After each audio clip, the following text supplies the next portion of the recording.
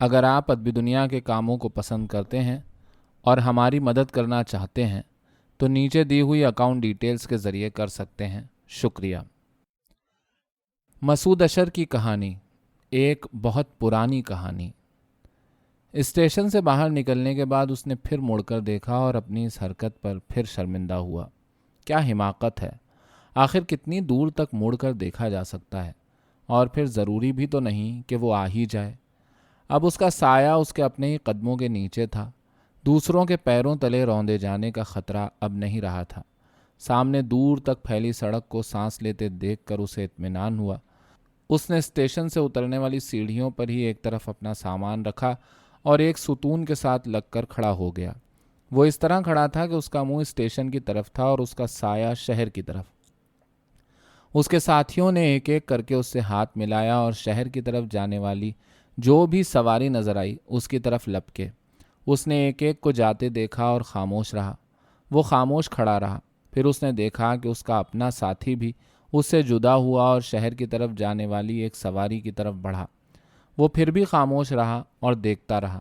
پھر وہ ہنسا۔ بھلا وہ لڑکا اب کیسے آئے گا؟ کیوں آئے گا؟ اسے تو ہم نے خود ہی چھوڑ دیا تھا۔ بلکہ صحیح بات یہ ہے کہ ہم نے اس سے پیچھا چھڑایا تھا۔ کون ساتھ لے جائے گا اسے؟ کہاں کہاں ساتھ لیے پھریں گے اسے؟ مگر اسے ایک شبہ بھی تھا۔ وہ لڑکا راستے بھر اس کے ساتھ شرارتیں کرتا آیا تھا۔ شاید وہ آ ہی جائے۔ ہو سکتا ہے وہ اسے پریشان کرنے کے لیے کہیں چھپ گیا ہو اور جب وہ خوب پریشان ہو جائے تو اچانک سامنے آ جائے۔ وہ لڑکا راستے بھر تماشے کرتا آیا تھا۔ کسی اسٹیشن پر اچانک غائب ہو جاتا اور کئی گھنٹے نظر نہ آتا، اور جب بہت سا وقت اور بہت سے اسٹیشن گزر جاتے اور اس کی واپسی کی کوئی امید باقی نہ رہتی تو وہ چپکے سے آ کر کسی کے پیچھے بیٹھ جاتا کہ جیسے وہ کہیں گیا ہی نہیں تھا، کہ جیسے وہ تو شروع سے یہیں بیٹھا تھا۔ ہم سب اسے ڈانٹنے والی نظروں سے گھورتے تو وہ اپنی میٹھی مسکراہٹ کے ساتھ سب کی آنکھوں میں جھانکتا اور ہم سب ایک دوسرے کا منہ دیکھ کر ہنس دیتے۔ کہاں گیا تھا؟ کیوں گیا تھا؟ وہ کوئی جواب نہ دیتا اور ہم اپنے سوالوں پر خود ہی شرمندہ ہو جاتے کہ اس نے یہ بھی کب بتایا تھا کہ وہ کہاں سے آ رہا ہے، یا یہ کہ وہ کون ہے۔ ہاں، وہ کون ہے یہ تو اس نے سوچا ہی نہیں، اور اس لڑکے سے بھی کسی نے معلوم نہیں کیا، جیسے اس وقت یہ معلوم کرنے کی ضرورت ہی نہیں تھی۔ تم اسے ملازم رکھنا بھی چاہتے ہو اور نہیں بھی رکھنا چاہتے۔ نہیں، میں اسے ضرور ملازم رکھنا چاہتا ہوں اور میرے نزدیک سب سے زیادہ مستحق بھی وہی ہے، مگر بھائی کیا؟ مطلب یہ ہے کہ اگر وہ کسی بڑے آدمی کی سفارش کے ساتھ آئے تو اس آدمی پر بڑے آدمی پر احسان ہوگا۔ تم تو جانتے ہی ہو ہمارے بھی ہر قسم کے کام نکلتے رہتے ہیں۔ گویا رکھو گے اس کو مگر سفارش سے۔ ہاں، بس وہ ایک چٹ لے آئے۔ میں کہانی کا انجام ہمیشہ بھول جاتا ہوں اور اسی لیے مار کھاتا ہوں۔ مار کھانے کی بابت تو لوگ کہتے ہیں، مگر میں تو صرف اتنا جانتا ہوں کہ کسی بھی کہانی کا انجام مجھے یاد نہیں رہتا، اور ابھی خیال آیا کہ کہانی کا آغاز بھی بہت کم ہی یاد رہتا ہے۔ اس درمیان کی باتیں اور کچھ واقعات یاد رہ جاتے ہیں۔ میں آغاز اور انجام یاد کرنے کی بہت کوشش کرتا ہوں، مگر میرا ذہن، میرا دماغ، میرا حافظہ بالکل میری مدد نہیں کرتا۔ آغاز سے تو خیر مجھے ایسی دلچسپی بھی نہیں ہوتی، لیکن انجام یاد آئے بغیر تو کسی بھی کہانی کا کوئی مطلب ہی نہیں نکلتا، اور یہ سارے ہنگامے مطلب نکالنے کے لیے ہی تو ہیں۔ پھر سب نے اس معصوم بھولے بھالے لڑکے کی طرف دیکھا جو خالی آنکھوں اور مسکراتے ہونٹوں سے ایک ایک کو دیکھ رہا تھا۔ اس کا اپنا کوئی بستر نہیں تھا، اس کا اپنا کچھ بھی نہیں تھا۔ وہ بالکل خالی ہاتھ تھا اور میرے بستر پر بیٹھا تھا۔ یہ اکیلا کیوں ہے؟ یہ کس کے ساتھ سفر کر رہا ہے؟ آپ کے ساتھ۔ اس کی آنکھوں نے سب کو جواب دیا اور سارے سوال ریل کے ڈبے کی سرخ گرمی میں پگھل گئے۔ ہم سب اتنا جانتے تھے کہ کہاں جا رہے ہیں، کہاں سے آ رہے ہیں یا ہم کون ہیں، اس کا کسی کو علم نہیں تھا، اور نہ کسی نے معلوم کرنے کی ضرورت ہی سمجھی تھی۔ ہمارے لیے یہ سب بے معنی سوال تھے، اور بے معنی سوالوں پر سر کھپانے کے لیے ہمارے پاس فرصت نہیں تھی۔ ہم سب ٹرین کے ایک ڈبے میں اکٹھے ہوئے تھے۔ اکٹھے تو بہت سے لوگ ہوئے تھے، مگر ہم چند لوگوں کو اس ایک لڑکے نے اس طرح یکجا کر دیا تھا کہ ہم سب کی دلچسپی، غرض، مقصد اور مفاد ایک ہی ہو گیا تھا، اور وہ تھا وہی معصوم اور بھولی بھالی شکل والا لڑکا۔ ہمیں نہیں معلوم کہ وہ ہمارے پاس کب اور کیسے آ کر بیٹھ گیا۔ کسی ایک اسٹیشن پر میں نے مڑ کر دیکھا تو وہ میرے پاس بیٹھا تھا اور رحم طلب نظروں سے مجھے دیکھ رہا تھا۔ میں نے چاروں طرف بیٹھے لوگوں سے مدد طلب کی کہ یہ کون ہے اور اسے کیا پریشانی ہے، لیکن میری طرح وہ سب بھی بے خبر تھے۔ البتہ جب ٹکٹ چیکر نے ہمارے سب کے ٹکٹ دیکھنے کے بعد اس لڑکے کی طرف ہاتھ بڑھایا تو ہمیں اس کی پریشانی کا احساس ہوا۔ یہ کس کے ساتھ ہے؟ یہ میرے ساتھ ہے۔ یہ میرے ساتھ ہے۔ نہیں، یہ میرے ساتھ ہے۔ پھر ہم سب کو یقین ہو گیا کہ وہ لڑکا ہمارے ساتھ ہے اور ہم سب اس لڑکے کے ساتھ ہیں اور اس کی دیکھ بھال ہم سب کا فرض ہے اور ہم سب اکٹھے ہیں۔ میں اپنی ملازمت کے سلسلے میں اکثر دوروں پر رہتا تھا۔ میں نے ان بزرگ کی طرف غور سے دیکھا جو ملازمت سے ریٹائر ہونے کے بعد بھی ہمیشہ اپنی ملازمت کے زمانے کی ہی باتیں کرتے رہتے تھے۔ تم ہنسو گے تو نہیں میری بات پر؟ میں ہنسا تو نہیں، البتہ خاموش رہا، اور انہوں نے میرے جواب کا انتظار کرنا بھی ضروری نہیں سمجھا۔ مجھے جب بھی یہ بات یاد آتی ہے ایسا محسوس ہوتا ہے جیسے میں اب بھی وہیں بیٹھا ہوں، اسی جگہ آرام کرسی پر، اور سامنے وہ پیڑ ہے جس کی ایک نیچی سی شاخ پر وہ بیٹھا تھا۔ کون بیٹھا تھا؟ وہ لڑکا۔ لڑکا پیڑ پر بیٹھا تھا؟ یہی تو مجھے بھی حیرت ہوئی۔ میں پہاڑی علاقے کے ایک ریسٹ ہاؤس میں ٹھہرا ہوا تھا۔ صبح ناشتے کے بعد باہر لان میں کرسیاں لگا دی گئیں اور میرا حقہ رکھ دیا گیا۔ میں نے کرسی کی پشت سے ٹیک لگا کر حقے کا ایک کش لیا ہی تھا کہ سامنے پیڑ پر میری نظر گئی اور میں حیران ہو گیا۔ حیران ہو گئے؟ ہاں، پیڑ پر ایک لڑکا بیٹھا تھا، نہایت خوبصورت لڑکا۔ میں نے اس کی طرف دیکھا تو وہ چھلانگ لگا کر اترا اور میرے پاس آ گیا۔ میں نے اتنا خوبصورت لڑکا آج تک نہیں دیکھا۔ اچھا؟ وہ لڑکا میرے قریب آیا اور کہنے لگا، مجھے کوئی پیار نہیں کرتا، آپ مجھے پیار کریں گے؟ پیار کریں گے؟ ہاں، اس نے کہا، آپ مجھے پیار کریں گے۔ اور میں نے اسے پیار کیا اور اس کے سر پر ہاتھ پھیرا۔ آپ اپنے بچوں سے کب سے نہیں ملے تھے؟ میں نے ان سے مذاق کرنے کی کوشش کی لیکن انہوں نے میری طرف کوئی توجہ نہیں دی۔ اتنے میں میرا اردلی آ گیا کاغذات لے کر، اور وہ لڑکا ایک طرف کو کھڑا ہو گیا۔ میں نے اردلی کی طرف دیکھا لیکن مجھے محسوس ہوا کہ اس نے لڑکے کو نہیں دیکھا۔ گویا اردلی کو وہ لڑکا نظر ہی نہیں آ رہا تھا، صرف مجھے نظر آ رہا تھا۔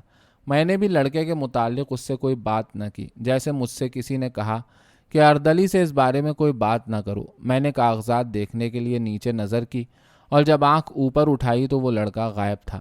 غائب تھا؟ ہاں، جیسے وہ ہوا میں تحلیل ہو گیا۔ اور پھر؟ جی پھر؟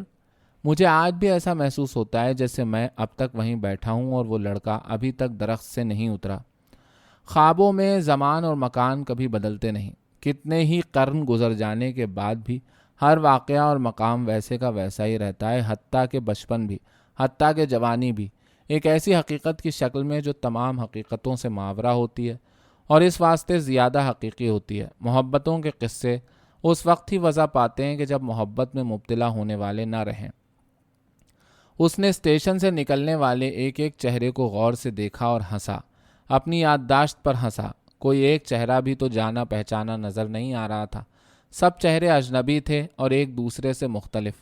میں جب ہجوم میں لوگوں کے چہرے دیکھتا ہوں تو سوچ میں پڑ جاتا ہوں، کوئی کسی سے نہیں ملتا۔ نہیں بھائی، بڑی بڑی مشابہتیں مل جاتی ہیں۔ ہاں، صرف مشابہتیں، اور وہ بھی کسی حد تک، ورنہ ذرا ذرا سے فرق کے ساتھ چہروں کے خد و خال مختلف ہو جاتے ہیں۔ ذرا کبھی کسی ہجوم میں ایک ایک چہرہ دیکھنے کی کوشش کرو۔ بہتر یہ ہے کہ لوگوں کے چہروں کی طرف دیکھا ہی نہ جائے، مگر یہ کیسے ہو سکتا ہے؟ ہم تو چہرے دیکھنے پر مجبور ہیں۔ مجبور ہیں؟ ہاں مجبور ہیں، اور ہجوم میں تو عجب تماشا نظر آتا ہے، سب ایک بھی ہوتے ہیں اور الگ الگ بھی۔ سوچ سوچ کر حیرت ہوتی ہے اور ہنسی بھی آتی ہے۔ بلکہ سچی بات تو یہ ہے کہ ہجوم میں رنگ برنگے چہرے دیکھ کر میرا ہنس ہنس کے برا حال ہو جاتا ہے۔ مگر بالکل ایک ہی جیسی شکلیں تم نے کبھی نہیں دیکھی؟ ہو بہو ایک ہی جیسی؟ ہاں ہاں، ہو بہو ایک ہی جیسی۔ ہاں، لاکھوں کروڑوں میں ہوتی ہوں گی، کروڑوں میں ہی صحیح، مگر ہوتی تو ہیں۔ خوف کی ایک لکیر سی میری ریڑھ کی ہڈی میں بستی چلی گئی اور مجھے جھرجھری سی آ گئی۔ ڈر لگتا ہوگا؟ کاہے سے ڈر لگتا ہوگا؟ ایک ہی جیسی شکلوں سے۔ وہ اور زور سے ہنسنے لگے۔ دیکھو نا، خدا کبھی ہو بہو ایک جیسی شکلیں نہیں بناتا۔ یہ کام انسان کا ہے کہ ایک سانچہ بنایا اور ڈھالتا چلا گیا، ایک ہی رنگ کی چیزیں۔ اب وہ بھی سنجیدہ ہو گئے۔ تم نے کبھی ایک اور بات پر بھی غور کیا؟ کون سی بات پر؟ نیا چہرہ زیادہ خوفزدہ کرتا ہے۔ نیا چہرہ؟ ہاں، نئے خیال کی طرح نئے چہرے بھی خوفزدہ کرتے ہیں۔ اب میرے ہنسنے کی باری تھی۔ میں ہنسا اور خوب زور زور سے لمحے کے پار تک ہنسا۔ دراصل لوگ وہ چہرے پسند کرتے ہیں جن میں انہیں کسی کی مشابہت نظر آتی ہے، جو انہیں کسی کی یاد دلاتے ہیں۔ تو میں اس لڑکی کے چہرے میں کسی کی مشابہت تلاش کر رہا تھا یا خوفزدہ تھا؟ اس لڑکی کے چہرے نے مجھے اتنا پریشان کیا کہ میرے لیے کرسی پر بیٹھنا مشکل ہو گیا۔ کوئی اس کی طرف دھکیل رہا تھا، کوئی کرسی سے اٹھا رہا تھا اور کوئی کھینچ رہا تھا اپنی طرف، اور میں بے قابو ہوا جا رہا تھا۔ میری مزاحمت ٹوٹتی جا رہی تھی۔ میں اپنے آپ کو کمزور محسوس کر رہا تھا، نہایت کمزور اور بے بس۔ وہ کیوں اچھی لگ رہی تھی؟ اس کی بھی کوئی وجہ سمجھ میں نہیں آ رہی تھی۔ کوئی ایک بھی وجہ، ایک بھی دلیل اس پسند کے حق میں نہیں تھی۔ اگر کوئی دلیل ہو سکتی تھی تو صرف یہ کہ وہ بدشکل تھی، اگر اسے بدشکل کہا جا سکتا ہو۔ رنگ ہلکا، ناک چھوٹی سی جس کے دونوں نتنے نوک کے پاس سے دونوں طرف کٹاؤ کے ساتھ دو لکیریں سی بناتے اوپر تک چلے گئے تھے، ابھری ہوئی گالوں کی ہڈیاں اور باریک لکیر سی آنکھیں۔ مگر وہ اچھی لگ رہی تھی، بہت اچھی۔ میں نے دونوں ہاتھوں سے میز کا کونا پکڑا اور اپنے آپ سے باتیں کرنے لگا کہ ایسے وقت میں صرف اپنے آپ سے ہی باتیں کی جا سکتی ہیں۔ پھر ان باتوں میں نہ جانے کون سی ایسی مضحکہ خیز بات تھی کہ مجھے ہنسی آ گئی، اس زور کی ہنسی کہ اس نے بھی اپنا چہرہ اٹھا کر میری طرف دیکھا اور ہنس پڑی۔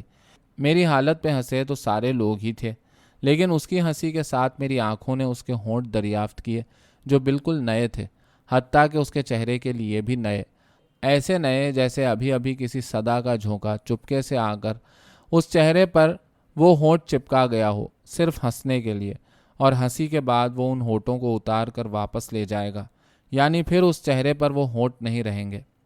اس دریافت کے ساتھ ہی میرے دونوں ہاتھوں نے وہ میز چھوڑ دی۔ سامنے میز پر رکھا گلاس مجھ کو ناپسند کر رہا تھا۔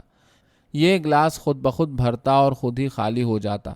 ابھی وہ گلاس صرف 3 مرتبہ ہی خالی ہوا تھا کہ میں نے وہ ہونٹ دریافت کیے اور چوتھی بار بھرنے والا گلاس اس کی کھلی آنکھوں میں انڈیل دیا۔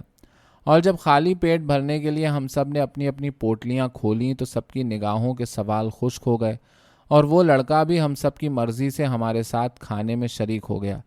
دراصل جب سفر شروع کیا تھا اس وقت ہی سوچنا چاہیے تھا کہ کون کون ساتھ جا رہا ہے یا کس کس کے ساتھ چلنے کا امکان ہے، مگر وہ سب اتنی جلدی میں تھے کہ کسی کو سوچنے سمجھنے کی مہلت ہی نہیں ملی تھی۔ اگر ذرا بھی دیر ہو جاتی تو گاڑی نکل جاتی اور سرحد بھی بند ہو جاتی۔ سرحد بند ہو جانے کا خوف زیادہ تھا۔ سرحد بند ہو جاتی تو وہ وہاں کیسے پہنچتا جہاں پہنچنا ان کا مقدر تھا؟ تو کیا وہ لڑکا شروع سے ان کے ساتھ تھا؟ وہ بھولی معصوم صورت اور مسکراتی آنکھوں والا لڑکا؟ کیا ان سب نے ایک ساتھ سفر شروع کیا تھا؟ وہ ایک بالکل اجاڑ اور سنسان سا اسٹیشن تھا۔ وہاں گاڑی اس لیے کھڑی ہو گئی تھی کہ تمام مسافروں کی چیکنگ ہونا تھی، اور گاڑی میں اب صرف وہی مسافر رہ گئے تھے جو سرحد پار کرنا چاہتے تھے۔ اسٹیشن کا کوئی پلیٹ فارم نہیں تھا۔ ریت کے سمندر میں صرف ٹین کا ایک سائبان پڑا تھا اور ایک کوٹری اسٹیشن ماسٹر کی تھی۔ سائبان کے ساتھ ببول کے 2 پیڑ بھی تھے۔ مسافر اترے اور ان میں سے کچھ سائبان کے نیچے اور کچھ ببول کے پیڑوں تلے سما گئے۔ سامنے تپتی ریت میں ایک چھولداری تھی کہ جس میں سب کے نام و پتے لکھے جا رہے تھے۔ ریل گاڑی کے سارے مسافر اس چھولداری کے سامنے قطار باندھ کر کھڑے ہو گئے۔ اس لڑکے کا کیا ہوگا؟ اس کا والی وارث کون بنے گا؟ ہم سب نے ایک دوسرے سے سوال کیا اور سب خاموش ہو گئے۔ مگر جب چھولداری سے نکلے تو سب خوش تھے کہ ایک بار پھر سب نے اس لڑکے کو اپنے اپنے ساتھ ظاہر کیا تھا۔ کہتے ہیں کہ ایک کیچوا ایک ہی جگہ اپنی دم جما کر اپنے سر کو آگے بڑھا رہا تھا اور اپنا نرم اور لجا جسم آگے اور آگے کھینچ رہا تھا۔ اس کے لچکیلے جسم میں کھینچنے کی جتنی گنجائش تھی اس حد تک وہ جسم کھینچ چکا تھا، مگر دم تھی کہ ایک ہی جگہ جمی ہوئی تھی، یہاں تک کہ اس کا ملگجا کتھئی رنگ ہلکا سرخ اور پھر گلابی ہو گیا۔ ایسا لگتا تھا کہ ذرا سا اور آگے بڑھا تو چٹاخ سے ٹوٹ جائے گا کہ یکلخت اس کی دم بھی آگے کو سرک گئی اور وہ پھر چھوٹا ہو گیا۔ جس نے یہ بات سنائی وہ اپنی بات ختم کر کے ہنسنے لگا۔ یہ ایک خاص قسم کا کینچوا یا کیڑا ہوتا ہے جو اس طرح سفر کرتا ہے۔ اچھا، تو تم نے وہ کیڑا نہیں دیکھا جو چلتے وقت اپنی کمر کو اتنا بلند کر لیتا ہے کہ اس کی دم سر سے جا لگتی ہے اور کمر کی محراب بن جاتی ہے۔ اس کا سفر دم اور سر کے ملاپ کے ساتھ جاری رہتا ہے۔ میں نے اس شخص کو اس ہجوم میں دیکھا تھا جہاں ہر شخص الگ الگ اپنی پہچان کرا رہا تھا، اور اب وہ مجھے نیا فلسفہ سمجھا رہا تھا۔ میں نے بھرے گلاس کو خالی کیا اور نئے ہونٹوں کو ان کی اصل جگہ واپس لانے کی کوشش میں اپنی بانچیں چیر دیں۔ 2 گاڑیوں کے پرمٹ ملے تھے، एक बेच दिया, एक से नई गाड़ी खरीद ली। तुम्हें परमिट की क्या ज़रूरत थी? तुम तो परमिट के बगैर भी। वाह, मुझे ही तो परमिट की ज़रूरत थी। मगर 2 परमिट से बात नहीं बनती। हाँ ये तो है, 3 परमिट मिलें तो एक गाड़ी मुफ्त में पड़ जाती है। करीब करीब। हाँ करीब करीब मुफ्त में हूँ, मगर एक परमिट सड़क का भी होना चाहिए।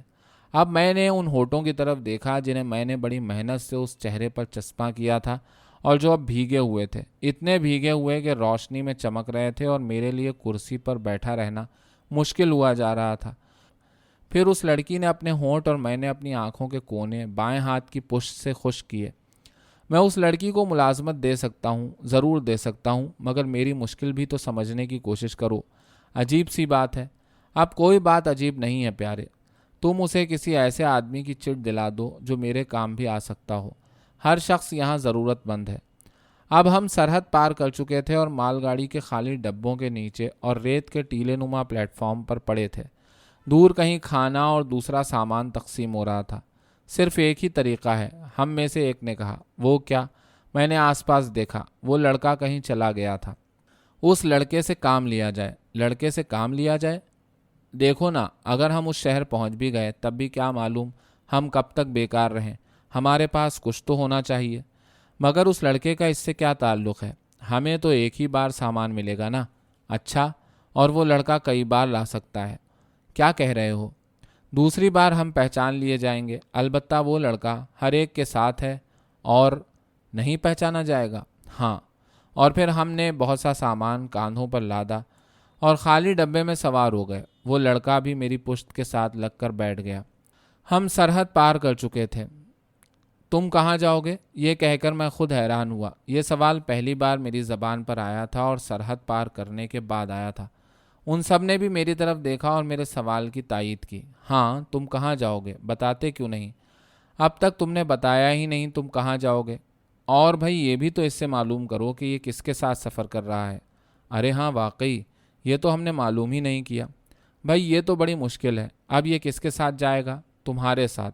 नहीं, तुम्हारे साथ जाएगा। अच्छा चलो, ये तुम्हारे साथ चला जाएगा। तुमसे मानूस भी बहुत हो गया है। मेरे साथ? मैं घबरा गया। मेरे साथ कैसे जा सकता है? मैं तड़प कर उससे और दूर हट गया, जैसे वो मेरे साथ चिमट ही जाएगा। फिर मैंने बहुत दूर, बेहद दूर से उसकी तरफ देखा और गाड़ी की खिड़की से बाहर थमते प्लेटफॉर्म का हमकदम हुआ। अब वो प्लेटफॉर्म की तरफ नज़रें जमाए खड़ा है। आसमान पर गहरे काले बादल छा गए हैं और उसका साया अंधेरे में कहीं गुम हो गया है। सारे मुसाफिर एक एक करके शहर की तरफ जा चुके हैं। अंदेशा है कि कुछ देर में शहर जाने वाली सारी सवारियां चली जाएंगी और वो यूं ही तन्हा खड़ा रह जाएगा।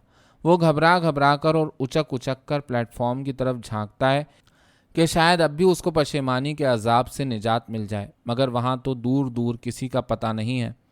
आखिर कितनी दूर मुड़कर देखा जा सकता है? अब उसने उस जगह अपना पाँव रखा जहाँ उसके ख्याल में उसका साया हो सकता था और सर से पाँव तक सर्द हो गया। अगर अब वो लड़का आया भी तो क्या वो उसे पहचान सकेगा?